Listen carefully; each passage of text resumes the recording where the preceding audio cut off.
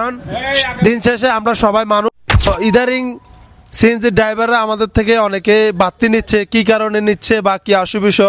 এখানে আসি দেখি অনেকগুলো সিএনজি পাম্পে সিরিয়াল ধরে বসে আছে।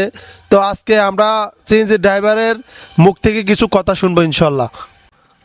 আসসালামু আলাইকুম ভাইয়া। আসসালামু আলাইকুম। ওয়ালাইকুম সালাম, ভালো আছেন? জি ভালো। আপনার নাম কি? আমার নাম মোহাম্মদ পিন্টু। আপনি যে সিএনজি চালান, তো এখানে কয় ঘন্টা ধরে আপনি গ্যাসের জন্য অপেক্ষা করতেছেন? এই যে ধরো 2টা থেকে শুরু করে এখন রাতের 8টা-9টা বাজে গেছে, এখনো গ্যাস লইতারি না। তারপরে আপনার এই বা কোনো বাড়তি টাকা দিতেছে না, যাত্রী 10 টাকা চাইলে এখন বাড়তি টাকা দেয় না। ওই জন্য মানে আমরা তো এখন আবার এতে বসে রয়েছি, এখন কতন গ্যাস দেয় কি না কইতাম পারি না। এরপরে আপনার গ্যাস ঢোকে না, 200 150 120 টাকার গ্যাস ঢোকে সিরিয়াল দিয়ে, গোটা রাত সিরিয়াল দিয়ে। এরপরে বাড়তি টাকা কোনো দিতেছে না, 10 টাকা। তো এই যাত্রীর সাথে আর কি বলবো, যাত্রীর সাথে দরকার করিয়া কোনো লাভ হবে না। তো এখন আবার এলপি গ্যাস লইতাম পারি না, এলপি গ্যাসের এখানে আইছি, এখানেও কারেন্ট নাই, এখনও এখানে সিরিয়াল দিয়ে বসে রয়েছি। তা আমি তো জানি আপনাদের গাড়িগুলো অকটেল দিয়েও চলে, এটা কি সত্যি নেই? অকটেন দিয়ে চালাইবো কেন? আপনার আলেকজান্ডার থেকে 3 লিটার তেল খাইবো, তাহলে 3 লিটার 750 টাকার তেল 150 টাকা করি, তাহলে আপনার তেল দিয়ে কেমনে চালাই বসাইব?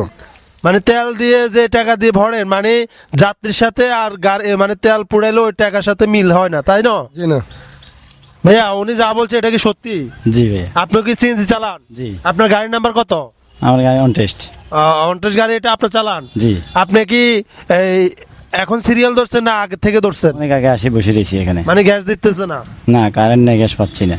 তো আমি জানি অনেক সময় রামগতি থেকে আমি সোনাপুর পর্যন্ত আগে আমরা ভাড়া দিতাম 100 টাকা। তো অনেক সময় ড্রাইভাররা একটু বাড়তি চায়, কি কারণে চায় আজকে ভিডিওটা আমি ক্লিয়ার করব।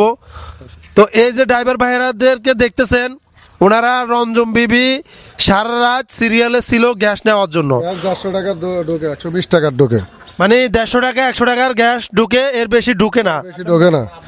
কালকে 190 টাকার গ্যাস ঢুকছে আপনার 12টা থেকে রাতের 12টা বাজানো গেছি, 190 টাকার গ্যাস ঢুকছে।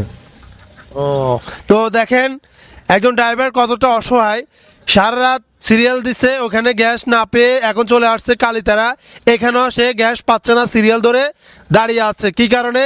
মানে গ্যাস সংকট। এই মানে সিন্ডিকেটটা কবে যে আমাদের বাংলাদেশ থেকে যাবে? একবার তেলের সিন্ডিকেট মানে তেলের দাম যখন বাড়াইছে, এখন তেল অ্যাভেলেবেল, সেম গ্যাসও মানে গ্যাস সংকট দেখাইতেছে, কিন্তু যদি গ্যাসের দাম একটু বাড়ায় দেয় তাহলে আবার অ্যাভেলেবেল পাবে আমি জানি। তো এই সিন্ডিকেটটা আমাদের বাংলাদেশ থেকে কবে যাবে?